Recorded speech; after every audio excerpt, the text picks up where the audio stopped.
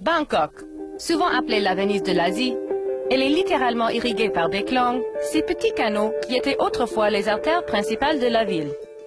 Certaines personnes parlent de 250 klong. Et c'est un temps où il y avait plus de 1000 klong dans Bangkok. Sans réel plan d'urbanisation, les déplacements dans la ville sont devenus complètement chaotiques. C'est-à-dire que la ville s'est construite et on fait les plans après. Pour tenter d'échapper aux inévitables bouchons, tous les moyens sont bons, des plus rudimentaires aux plus modernes. Tuk-tuk, pousse-pousse, bateau, cyclomoteur, Skytrain. Usually the quickest way is to take as many more forms of transport as possible. Mais si les rues sont si encombrées, c'est justement parce que c'est là que tout se passe. En plus des immenses marchés qu'on trouve partout dans la ville, des dizaines de milliers de petits commerces et kiosques d'alimentation occupent les rues jour et nuit. Les bateaux descendent en fait du Chao Phraya pour arriver sur Bangkok. Et comme toutes ces grandes villes portuaires, c'est là que se passe le commerce. Bangkok, vivante et frénétique, laisse quand même toute la place à la spiritualité. Quant à la quantité de temples qu'on retrouve ici, il y en a tellement que personne n'en a la moindre idée.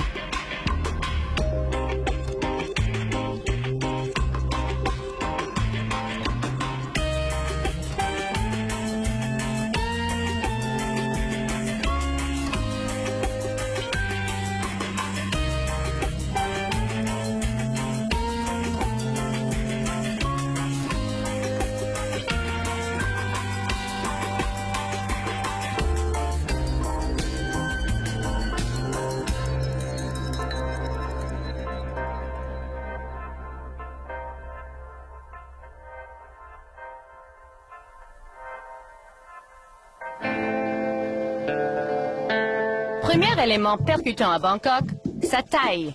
Même pour les locaux, impossible de toute la connaître. Je fais un tour de ville, ou plutôt d'une petite partie de la ville, avec l'architecte Eric Bogdan, pour parler de son développement. Ce qui est intéressant à Bangkok, c'est un mélange avec des apports un petit peu de partout dans le monde. Ce genre d'architecture a démarré à peu près au début du XXe siècle. Ça venait plutôt sur un modèle chinois. Et puis ensuite, les architectures plus modernes, c'est des influences qui viennent un petit peu du monde entier, parce que les architectes ont été formés un petit peu partout dans le monde entier, donc quand ils sont revenus, ils ont tous rapporté un petit quelque chose de là où ils ont fait leurs études, et donc c'est ce qui donne un petit peu ce mélange qui est adapté évidemment au climat, aux coutumes, etc. Bangkok, c'est très vaste, très étendu. Bangkok, ouais, c'est énorme. C'est un petit peu le problème de Bangkok, c'est que c'est une ville qui ne s'arrête pratiquement pas, enfin, qui s'étend comme ça à perte de vue. Bon, on a des centres, on n'a pas un centre comme on pourrait avoir, par exemple, à Paris. On a le cœur de Paris, c'est le centre. La ville s'est développée comme ça, un peu anarchiquement. Alors, il n'y a pas de plan urbain de Bangkok? Les urbanistes dessinent les villes et ensuite la ville se construit d'après un dessin, un plan. Alors que ici c'est un petit peu l'inverse. C'est-à-dire que la ville s'est construite et on fait les plans après. Même avec une carte détaillée, Bangkok est difficile à saisir. C'est que le plan officiel de développement urbain, si on peut l'appeler ainsi, est arrivé beaucoup trop tard. Et avec plus de 12 millions d'habitants, tout bouge très lentement quand vient le temps de changer les choses. Le centre des affaires ici, c'est radicalement différent du reste de la ville? Oui, parce qu'ici on est quand même dans le premier quartier vraiment des affaires où il a commencé à y avoir les premières grandes tours comme ça. Alors ce qui est assez marrant, c'est que malgré ces gigantesques tours, on a encore des petites échoppes comme ça, comme on a à droite et à gauche partout. On n'a pas l'impression qu'on est au centre-ville. On n'a pas l'impression, oui, tout à fait. Et alors là, on a par exemple le contraste entre ces petites maisons là qui font juste rez-de-chaussée plus un étage, des anciennes maisons, et puis ce qu'on peut voir derrière, c'est toutes ces énormes tours. Donc là, on a une grande tour qui est un hôtel, ici c'est un grand centre commercial. À l'horizontale, là, on a le Skytrain qui passe. Donc c'est un petit peu tout ce mélange qu'on a ici, ouais, effectivement. Sans oublier fameux fils électriques. Alors les fils électriques qui sont partout effectivement, je pense que quelqu'un m'avait dit une fois Bangkok sans les fils électriques ça serait plus Bangkok. C'est vrai qu'il y en a une quantité assez impressionnante. Ça vient du fait que quand ils tirent des nouveaux câbles, ils n'enlèvent pas les anciens, donc on voit plein de vieux câbles comme ça qui traînent. C'est un petit peu de cette manière que ça se passe ici.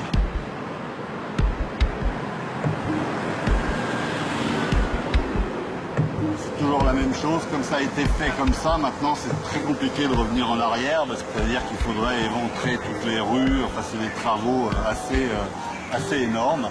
Ça ajoute au charme de la ville. On ne peut pas parler d'une ville esthétique, je pense pas que ce soit une ville esthétique, mais le charme de Bangkok c'est justement tout ça, cette espèce de contraste, de mélange d'ancien, de moderne, et la partie moderne de Bangkok elle est très très récente, elle a 50 ans à peu près, pas tellement plus.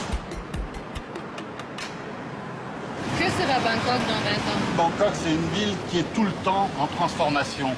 C'est-à-dire que, on peut maintenant voir assez nettement que le centre principalement se verticalise. Les gens habiteront de moins en moins dans des petites maisons, mais ils vont habiter de plus en plus dans des tours à plusieurs étages. Toutes les villes d'Asie du Sud-Est suivent un petit peu ce modèle de développement. Et Bangkok en a pris très largement la voie et va continuer sans aucun doute.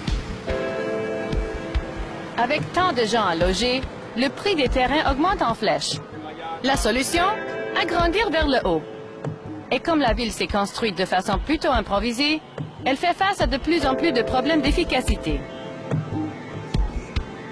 Quand on est sur une rue, on veut tourner à gauche. Si on loupe la rue qui est à gauche, il faut parfois faire 2, 3, 4, 5 km pour retrouver une autre rue à gauche. Alors qu'on est en pleine ville. C'est ça qui est assez incroyable. Et c'est un des gros problèmes de Bangkok. Il n'y a pas assez de rues. Il y a ces énormes axes qui ont été construits, dessinés pour se rendre d'un point à un autre. Tout ce qui s'est construit sur les côtés, chacun faisait ce qu'il voulait, c'est-à-dire un propriétaire s'achetait un gros bout de terrain gigantesque et ensuite il le revendait en petites parcelles. Mais il n'y avait pas de rue qui était construite. Et donc souvent les soi, c'est des propriétaires privés qui ont tracé ces petites ruelles pour donner des accès à leur propriété au terrain qu'ils voulaient ensuite revendre. Souvent ces seuils sont des seuils en cul-de-sac. Ils débouchent sur rien, c'est simplement des accès sur des terrains. Alors un seuil, c'est une petite ruelle. En fait, oui, c'est une petite ruelle, des petites rues qui sont perpendiculaires en général à ces grandes avenues, où là, c'est beaucoup plus calme d'abord, et souvent plus résidentiel. Si on regarde Bangkok aujourd'hui et ce qu'était Bangkok il y a 15 ou 20 ans, il y a eu malgré tout une amélioration énorme au point de vue de la propreté. C'est des petites choses mais qui prennent énormément de temps parce que la ville est déjà tellement construite, il y a encore tellement de choses à faire que il faut prendre les problèmes les uns derrière les autres, remédier d'abord à l'urgence et puis essayer maintenant que ça se construise moins anarchiquement que ça l'était autrefois. Alors là, on arrive au bout du seuil et là, on tombe sur cette espèce d'énorme avenue qui s'appelle Sathorn. Maintenant, il n'y a pratiquement plus que des tours de très grande hauteur qui se construisent. Autrefois, au bord de cette rue, on avait des maisons. Mais voilà, c'est devenu ce que c'est aujourd'hui. Et ça va continuer à se densifier encore plus sur cette rue. Maintenant que je comprends la complexité de Bangkok, un défi s'impose. Se déplacer dans la ville à l'aide du transport en commun. Philip Cornwell Smith, auteur du livre Veritae, veut me démontrer à quel point il peut être compliqué de se déplacer. Il m'amène à son bureau, un déplacement d'à peine quelques kilomètres. Préparez-vous. So how do you get to work? You take the Well, there's motorcycle different and ways. the It's all a combination. Usually the quickest way is to take as many more forms of transport as possible. That's the quickest way. That's the quickest way, because you know all the little shortcuts in it, and if you know the city well. How many modes of transportation do you take to get to work? I'll walk to the end of my street, and then there's a motorcycle rank like this. I think we'll go via the SkyTrain 3 stops down the line, and walk a little bit down onto the canal, go on a canal boat. Then from there, get other transport, maybe road taxi or tuk-tuk or something, to my publisher's office. The city seems very difficult to figure out as far as getting from one location to another. Even the tuk-tuk driver needed to see the map. Is that common for the locals to not know their way around? I think Southeast Asia is not good with maps. It's just not a mapping culture. They're better with landmarks and interpersonal kind of direction. The streets all used to look identical when I got here 16 years ago.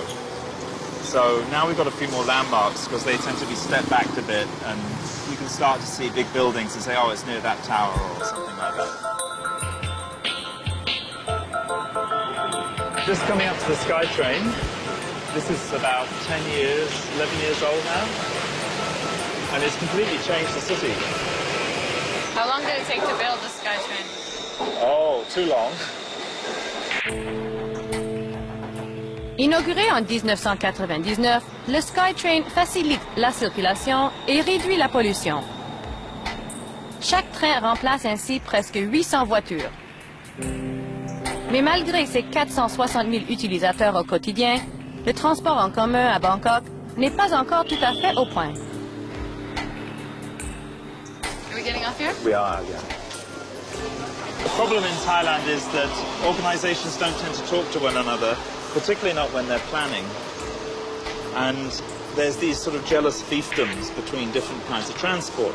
So you'd find the subway doesn't actually connect with the BTS. They sort of come close, but it's sort of one will be above ground and one will be below ground. And they come close, but not close enough. And the end result is that all the time saved travelling on the fast line is then wasted getting between the two stops. Now, when they built the SkyTrain, they figured this is for middle-class people, and they priced it in a way that wasn't particularly accessible for the average working person. So the express boat we're going to go on is probably for a lower income bracket than the SkyTrain. And also the buses didn't coincide with the SkyTrains very well either, because the bus ride is definitely lower economic bracket.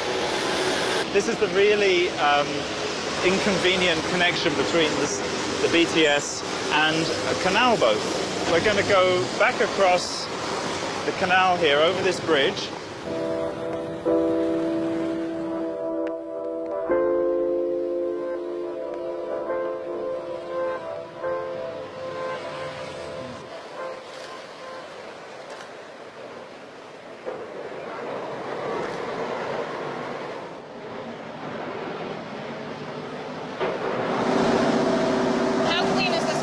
What I'd say is don't get any on you. It's not bad fishing.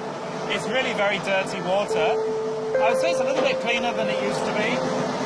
But when they closed off a lot of the canals to make roads, that had the effect of blocking a lot of the canals that remain, so they don't flush out very well.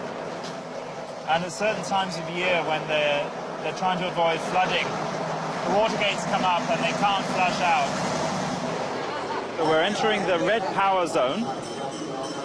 This is a bit like a village come to town, where we've got all kinds of vendors and services. There'll be areas where people can shower, the toilets, places where people can sleep, and they're bringing a lot of their village culture to the center of Bangkok. Over a century ago, the old town used to stop here. There's a canal, like where we just got off on that boat. That was the city moat. And there's a big avenue going down that road, which leads to the Grand Palace. Cette image mérite une petite explication. On voit partout à Bangkok des photos de la famille royale. Bien que la royauté se tienne à l'écart de la politique, elle demeure une partie importante de la culture thaïlandaise. The King's birthday is Thai Father's Day, the Queen's birthday is Thai Mother's Day, and so on.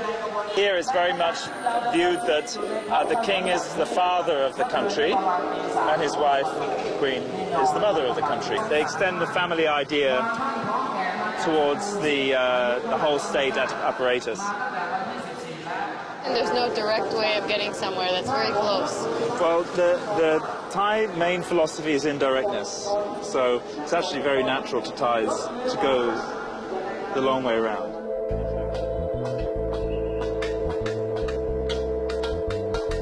Il y a tellement de détours sur notre trajet qu'on en oublie presque l'objectif.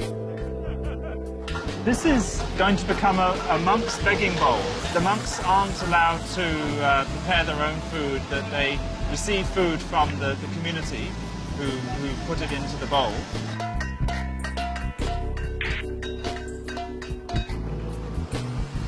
The tuk-tuk was originally a Japanese invention.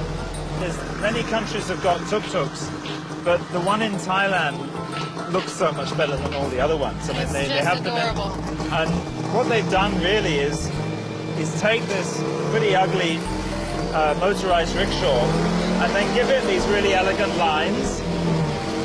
And you can, if you put a tuk-tuk next to the old rice barges or next to an old buffalo cart, you'll see that it actually has got the same lines, the same grace. So it's got a certain something about some traditional Thai art and design. They like to make everything very bright and shiny and pretty to look at. So all the flashing lights, you see, and also the tuk-tuks are very coloured. And you might see on the back of the tuk-tuk, it says the word Thailand, right? Before the crash, the economic crash in 1997, it didn't have the word Thailand on the back. It used to have words like Daihatsu. Well, that's the Japanese maker of the brand. And then they got very nationalistic after the economic crash. And the tuk-tuk was presented as being a very Thai national icon. So they put the words Thailand on the back in the national colors of red and blue. 6 moyens de transport plus tard, nous arrivons enfin à destination. Welcome to Wang Jakapong. Beautiful. Here is the river with the sun setting behind the Temple of Dawn, if that makes sense. Stunning.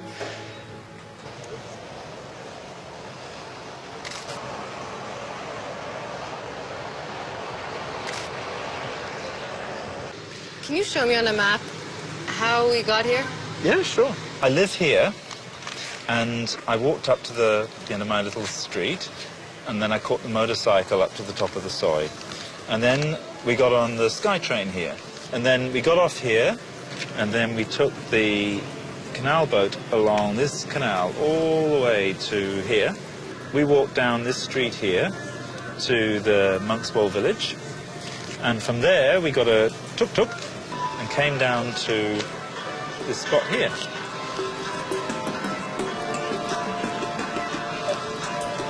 And we're facing Wataroon, which is directly across the river. C'est justement en regardant le Chao Phraya, qui traverse la ville du nord au sud, qu'on réalise à quel point Bangkok s'est défini par son rapport à l'eau. Bangkok va devenir la Venise de l'Asie.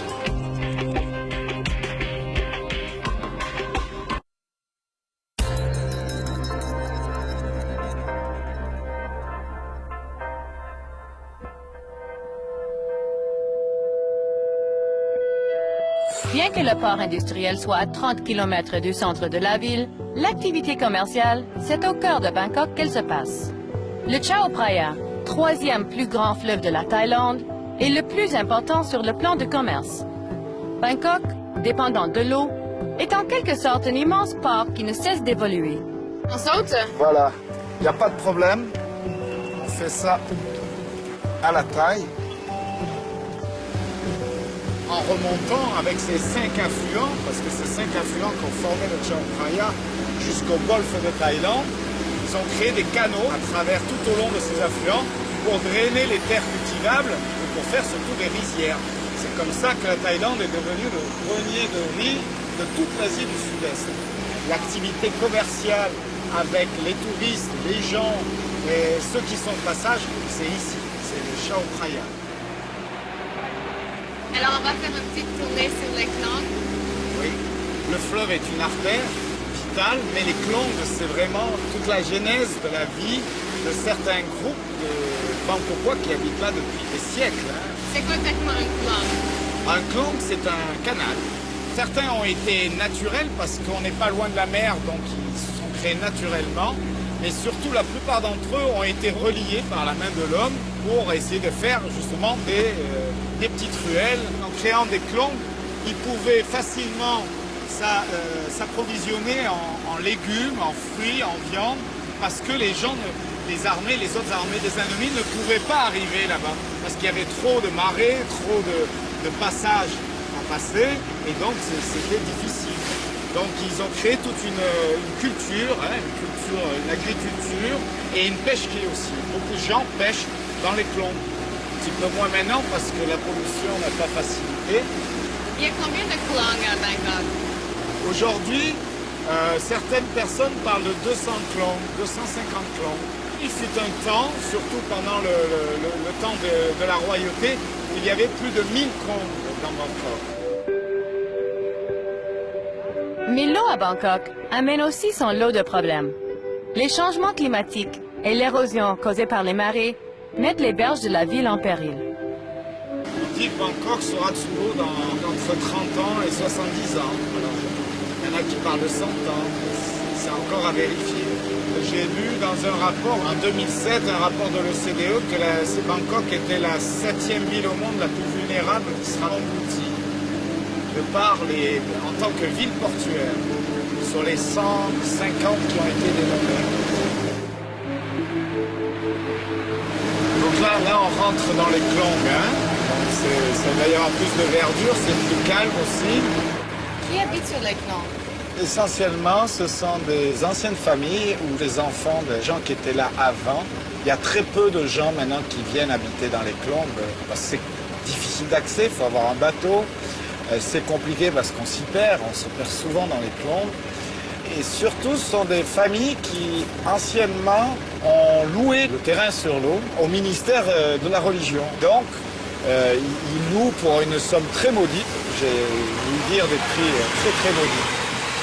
Soit ce sont des gens qui font des plantations, par exemple, de légumes, de fruits, d'orchidées, ou alors qui ont des petits shops avec des petits restaurants en gardant une petite vie locale.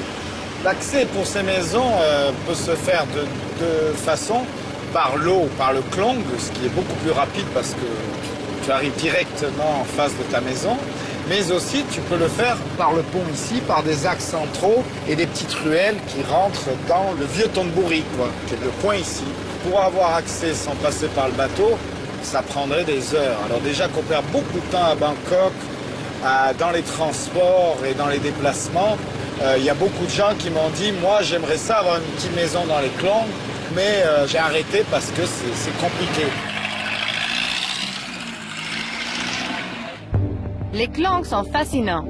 Pittoresques et romantiques, ils sont malheureusement en piteux état. Les pilotis qui supportent les maisons, en contact constant avec l'eau, s'effritent et tombent. Aujourd'hui, le grand problème de ces maisons, c'est que les gens qui y habitent n'ont pas forcément les moyens. Alors il y a de deux choses l'une, c'est soit on met du ciment, comme là maintenant on le voit bien, puis en fait ici c'est un lieu de passage, donc probablement le bois s'est abîmé plus rapidement ici. Comme ici on voit tous les anciens piliers en bois qui sont complètement finis, et on voit qu'ils ont rajouté des poutres en béton. Mais le problème des poutres en béton, c'est que ça coûte plus cher que encore mettre du bois. La raison pour laquelle il y a pas mal de maisons qui sont penchées ne vient pas simplement du fait que les pilotis sont abîmés. Mais c'est aussi parce que la couche d'argile de Bangkok, c'est-à-dire le sous-sol, est en train de s'effondrer. Alors il y a un effet qu'on appelle l'effet ciseau, c'est-à-dire que Bangkok est en train de se retrouver avec, d'une part, l'eau qui monte par le Chao Phraya venant de la mer et des moussons, et d'autre part un affaissement du sol de Bangkok.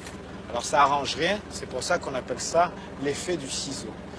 On parle de 1 à 2 cm d'affaissement par année à Bangkok.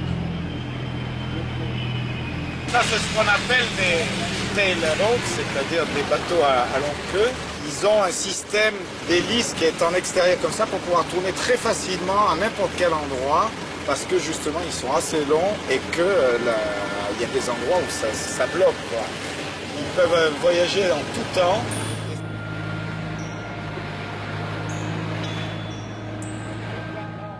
Alors là, tu vois, c'est un bel endroit parce que ici, l'eau est montée depuis quelques années.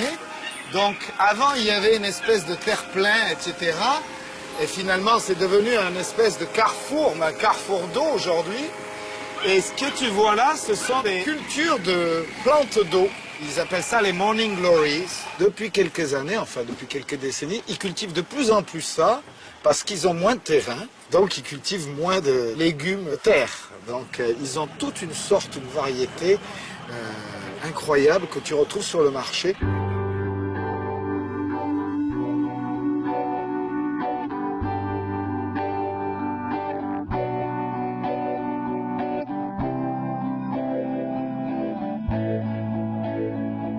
C'est la mobilette des canaux, ça. Hein, c'est typique.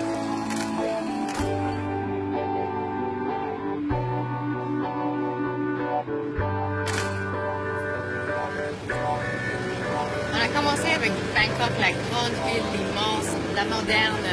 Et maintenant, sur les Klong, c'est un peu Bangkok, la miniature, Bangkok caché. Il y a des endroits, pendant que je te parle, je vois une maison là juste en face de moi.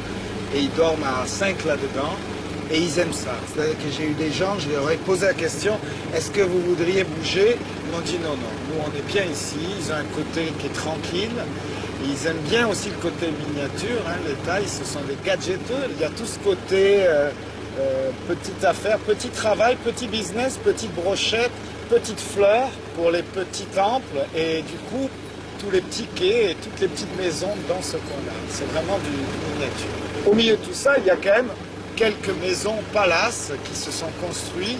Et ça, c'est l'investissement de riches familles notables qui commencent à investir, entre guillemets, dans le coin en pensant qu'un jour, et ça c'est clairement défini, que Bangkok va devenir la Venise de l'Asie. Il y a à Bangkok presque le double du nombre de canaux qu'à Venise. 160 à Venise, 250 à Bangkok. En regardant la beauté frappante de ces petits secrets bien gardés, on réalise que n'importe où ailleurs dans le monde, on paierait une fortune pour des maisons comme celle-ci. Pourtant ici, c'est l'inverse. Les Klong sont généralement habités par les plus pauvres. Une mangue cueillie directement de l'arbre. Première fois dans ma vie. Jardin de Bangkok. Ce coin-là, souvent tu as des petits seuils adjacents mais qui sont très petits. Les petits seuils, c'est vraiment des ruelles, comme on les appelle ici. Et souvent, d'ailleurs, ce sont des sans-issue, c'est-à-dire qu'elles servent pour stationner un certain nombre de bateaux d'un petit village. Et en fait, c'est des multitudes de petits villages ici. On est bel et bien au centre de Bangkok. Mais on retrouve partout dans les Klong des petits villages comme celui-ci. Autogérés, ils constituent presque de petites municipalités. C'est un peu le renouveau de certains canaux, c'est-à-dire qu'ils sont en train de faire des pontons, un peu comme on les voit là sur les bords.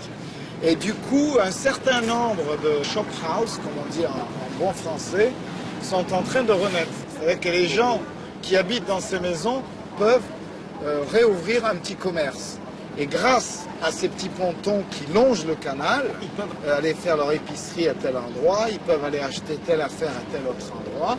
Et du coup, ça redynamise un petit peu la vie sociale et commerçante du coin. La vie sur les Klong est paisible. On y ressent constamment la présence de la spiritualité. Même dans ces petits cours d'eau, on trouve des temples un peu partout, comme dans presque toutes les rues de Bangkok. En habitant à Bangkok, il y a une résonance, tu sens ça partout. Ça commence à rentrer un peu dans toi.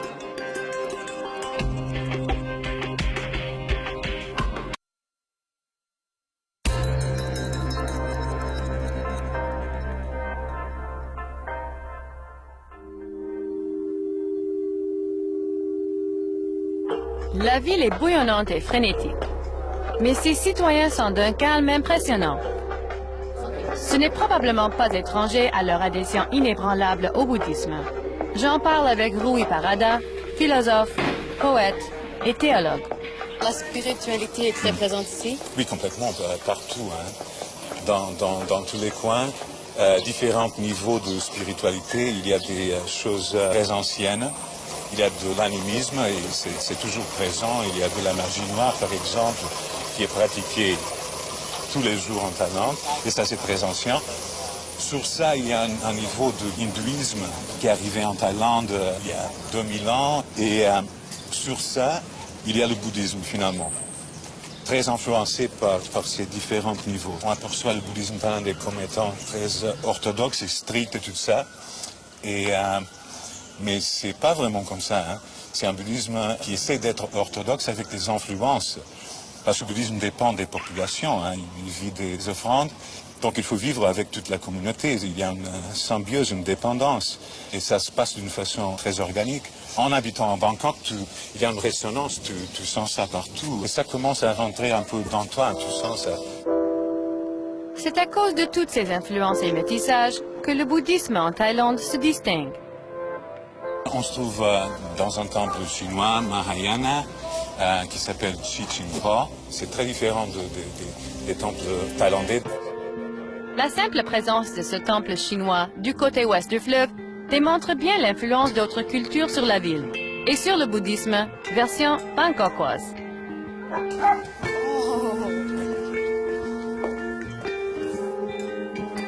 Et l'aisance avec laquelle les gens cohabitent, peu importe leurs origines, leur religion ou leur profession, donne l'impression qu'à Bangkok, tout est permis.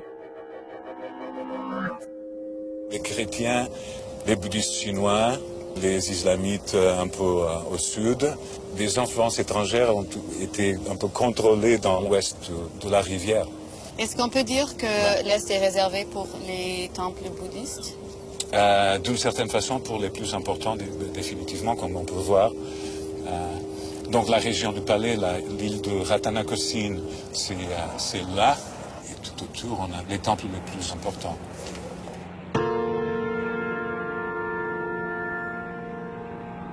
À cause des rencontres qui sont passées ici, et ça est devenu un point de passage pour les marchands européens, les Portugais, les Hollandais, les Français, après les Anglais et tout ça. Mais quand même, ils étaient capables de sauvegarder sa nature et sa culture, mais en accumulant des petites influences culturelles, gastronomiques des pays d'Europe, de l'Inde, de la Birmane, du sud d'Asie, et tout ça mélangé un peu ici à Bangkok, sans perdre d'identité. C'est très intéressant parce que il y a d'autres endroits en Asie où il y a une certaine perte d'identité, pas à Bangkok, et ils sont fiers de ça. Est-ce que c'est un peuple qui se définit par le respect? Oui, d'une certaine façon, bien sûr. Et ça, c'est une influence bouddhiste, parce qu'on ne trouve pas ce genre de respect en Inde, par exemple, du tout. Combien y a-t-il de temples bouddhistes à Bangkok? À Bangkok, quelques milliers, je pense. Je parlais avec une amie l'autre jour, elle me disait peut-être 10 000. Ils sont vraiment partout. Parce que c'est aussi une question de fierté de la communauté d'un quartier, de bâtir, de faire construire un temple. Ça prend du temps, parfois toute une génération pour amasser de l'argent et tout ça, et finalement ils font bâtir un temple. Les gens vivent dans les conditions qui sont pas très dures, mais sont pas idéales. Quand même, les temples sont très soignés. Donc il y a un investissement de la communauté dans le temple du quartier. Je sentais le besoin de rencontrer quelqu'un d'ici pour comprendre l'étendue de la spiritualité dans la ville. Avec Marassi, une bangkokoise, je me rends à l'intérieur d'un temple. How many Buddhist temples are there in Bangkok? Uncountable. The Buddhists, we believe that if you can afford to build a temple or anything for the temple, it will bring you good deeds. You might be reborn as somebody better. So we'd like to do some donation or anything related to the temple. We're willing to do it. Is the temple very dependent on donations? Very much. Like they're not allowed to cook their own food. So every morning they have to go out and get alms from people. In the morning, you know, people before they go to work, you can buy ready-made food from the market and offer to the monk. To give is like to release your greed. If you can give more, then you will be refrained from being greedy. ค่ะจะเอาไปเอาที่ไหน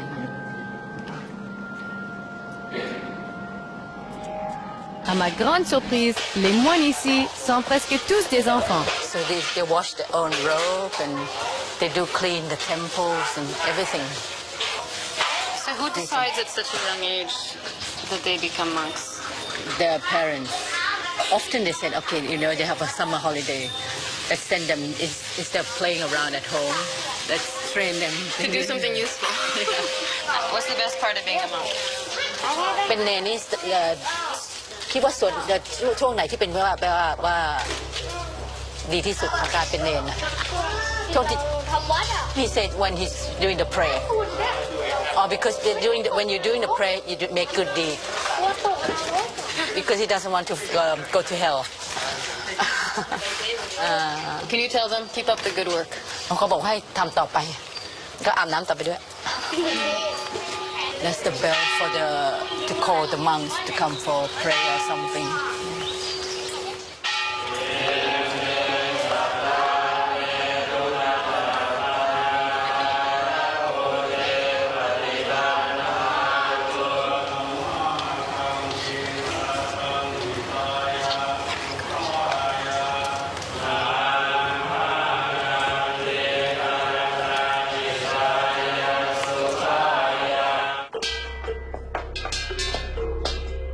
Marassi m'invite caméra en main à la célébration pour honorer sa grand-mère, décédée 50 jours plus tôt.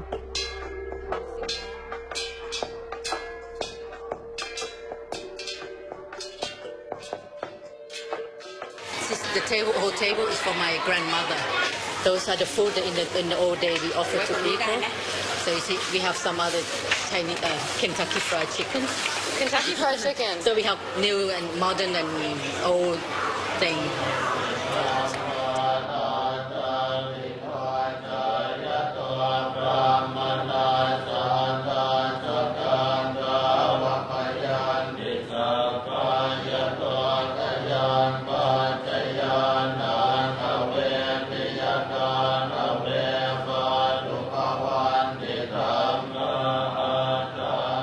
Mais il n'y a pas que la spiritualité qui occupe une si grande place à Bangkok.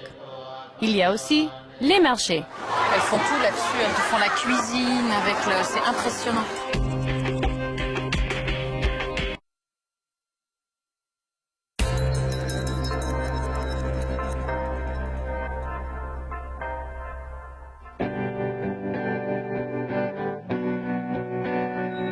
Des marchés, on en a chez nous, j'en conviens. Mais à Bangkok, c'est considérablement plus excitant. Il y a des marchés partout, pour tout le temps. Assez qu'on retrouve des choses aussi précises qu'un marché de fleurs d'offrande, ouvert seulement la nuit, seulement la fin de semaine. Je rencontre Angélique Sago, une artisane qui s'est faite une place dans le circuit des marchés locaux. Alors tout se passe dans les marchés à Bangkok, il y a des marchés partout, des marchés de fleurs, des marchés de soir, de nuit, des marchés flottants même. De tout, puisque les Thaïs adorent vivre sur les marchés, ils vivent dehors. Peut-être parce que c'est lié au fait qu'il fait beau toute l'année aussi, ou très chaud, donc ils ont l'habitude de vivre voilà, en communauté, dehors, de manger à toute heure du jour et de la nuit, ce qui fait que tout se passe effectivement sur les marchés. Alors, et ici particulièrement, là on est dans le plus grand marché aussi de la Thaïlande. On dit même peut-être le plus grand marché du monde. On ne sait pas très bien l'estimation, peut-être entre 10 000 et 15 000 exposants. Et c'est très particulier puisqu'en fait c'est réparti par secteur d'activité. Donc là on rentre dans la partie des créateurs vêtements. Donc c'est vraiment aussi bien ça peut être un petit Thaïlandais indépendant qui va faire sa création et qui ouvre ici son petit magasin. Mais il peut vendre à la fois au détail et il va vendre aussi en gros. Donc en fait il y a des acheteurs du monde entier qui viennent ici pour acheter en fabrique. Donc ça peut être 1000 pièces, 10 000 pièces, 20 000 pièces. Le marché s'appelle comment? Chak. En fait, ce qu'il faut comprendre, c'est qu'à Bangkok, c'est dans les marchés que tout se passe. Pas pour rien que celui-ci est fréquenté par 200 000 personnes chaque jour. Qu'est-ce qu'on trouve ici? Je pense qu'on trouve à peu près de tout.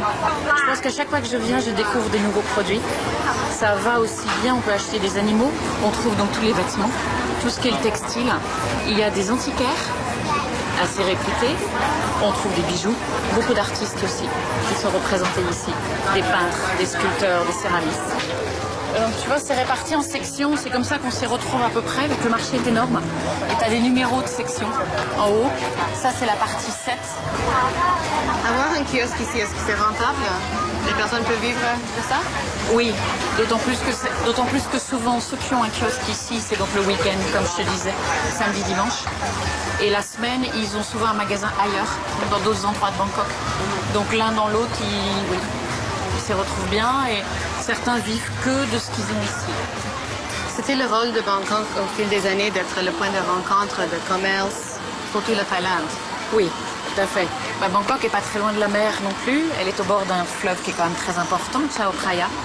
Et donc c'est ce qui amène les bateaux descendent en fait du nord pour arriver sur Bangkok. Et comme toutes ces grandes villes portuaires, c'est là que se passe le commerce. C'est chargé sur les bateaux et ça repart dans le monde entier. Il n'y a pas de prix affiché. C'est typique de la Thaïlande et beaucoup de marchés asiatiques. Tu négocies. On commence à avoir quelques prix affichés, mais c'est assez rare. Donc ils vont d'office annoncer un prix un peu haut. Et le jeu, voilà, c'est de demander de faire descendre un peu. Qu'est-ce que c'est, les petites... Ça, ce sont des cônes d'encens. Ah oui. Mais Sawadika, Anita, Raika, 35 bahts, 35 bahts pour un paquet. Et en prix de gros, c'est 30 bahts le paquet. 300 mi. Là voilà, nous a fait le prix de gros.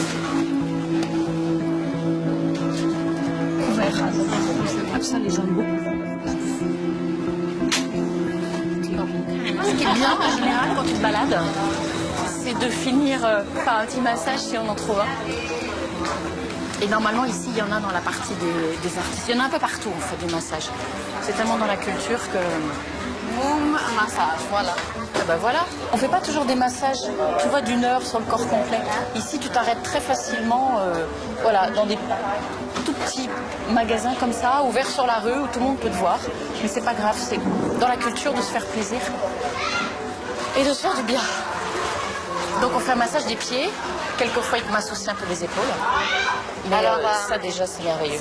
Alors un instant on crève de chaleur et l'autre instant c'est pareil. Et c'est comme ça qu'on arrive à vivre ici. Comme le sauna en Finlande, comme les piscines géothermiques en Islande, il y a ici une petite obsession locale, le massage. Il y en a partout. Pour 200 bahts l'heure, soit l'équivalent de 6 $, on trouve un massage à chaque coin de rue. C'est dans la vie de tous les jours. On se masse pour n'importe quelle occasion. Tu peux voir des mototaxis arrêtés dans la rue et entre deux hommes comme ça, ils peuvent se masser les épaules. Et c'est qu'une question de tout le temps se sentir bien. Et ils n'attendent pas d'être malades ou d'avoir quelque chose qui est coincé pour faire un massage. Ils se font masser juste pour la détente et le bonheur. Comble du comble, le fameux marché flottant, paradisiaque. Puisque l'eau est omniprésente à Bangkok, on retrouve encore quelques marchés traditionnels comme celui-ci, auxquels les commerçants se rendent par bateau pour vendre leurs produits. La nourriture de rue est répandue partout sur chaque coin. Oui, parce que les Thaïlandais s'alimentent à toutes les heures du jour. C'est impressionnant. Donc voilà, un déjeuner typique où ils peuvent prendre arroy. Ils peuvent prendre 10 plats.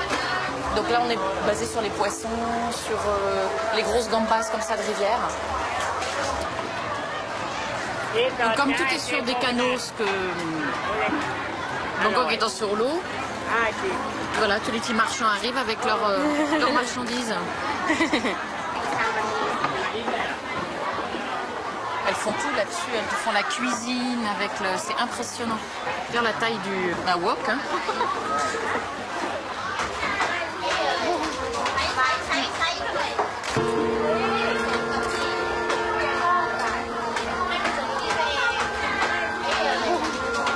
Tout est fait avec beaucoup de respect. Et ça peut être des choses très simples à manger, c'est fait avec respect. Tu vois que cette femme, elle prend le temps de tourner ses petites brochettes et tu verras ça partout. Quand elle va te le présenter, ça va être dans un petit sachet, la sauce dans un autre sachet. Donc il y a aussi le respect de ce qu'on fait ici et l'amour des choses. Si les Klang et les courants d'eau, c'est comme des rues, voilà, du street food. Tout à fait.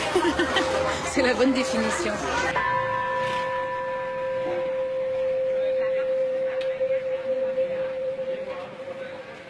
La nourriture de rue, le street food comme on l'appelle ici, c'est l'âme de Bangkok.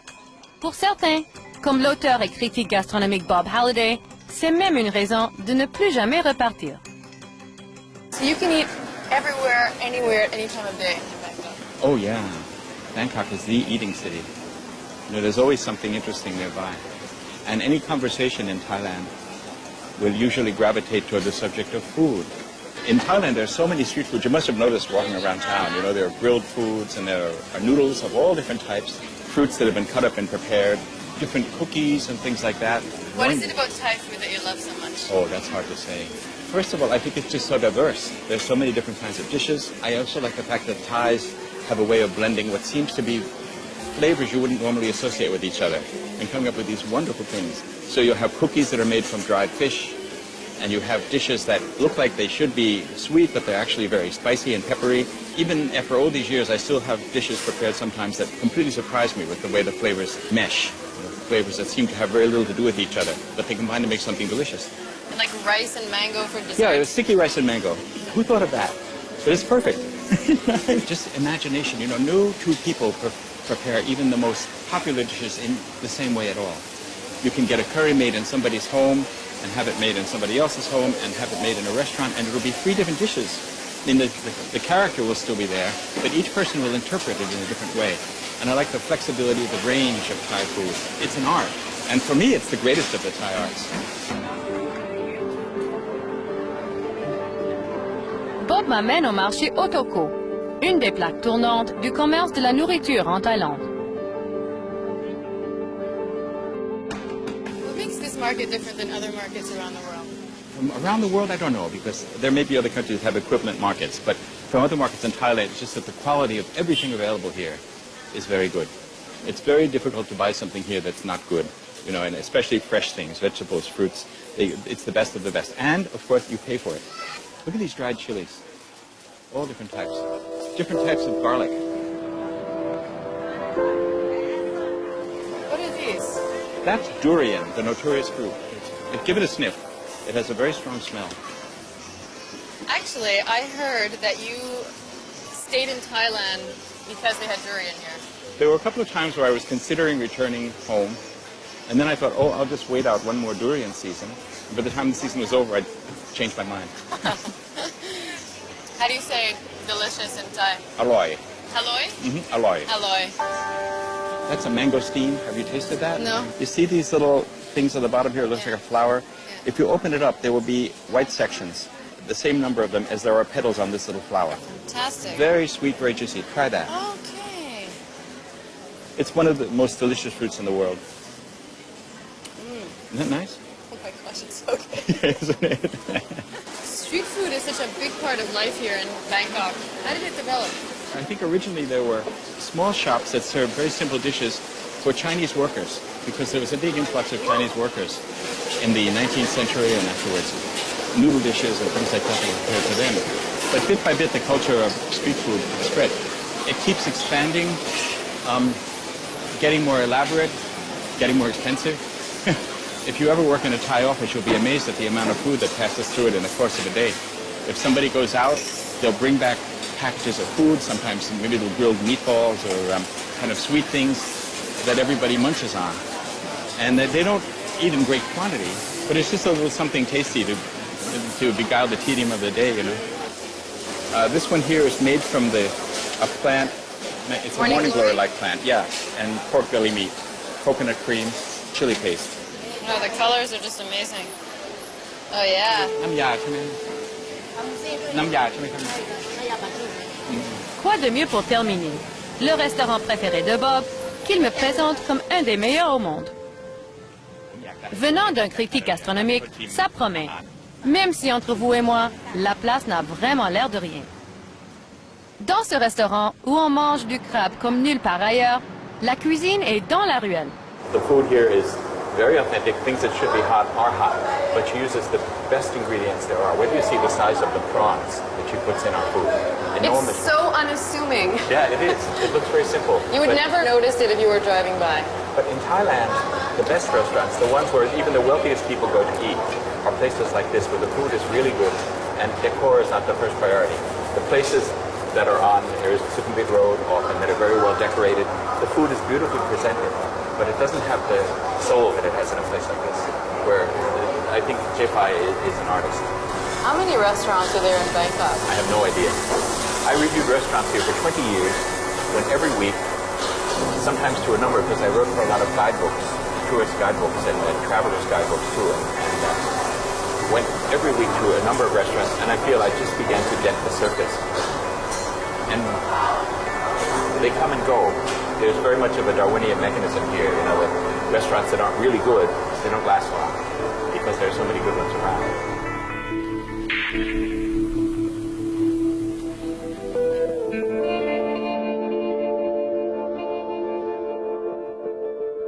Ville la plus peuplée de ma longue tournée des villes portuaires, Bangkok est paradoxalement aussi la plus calme, la plus familiale.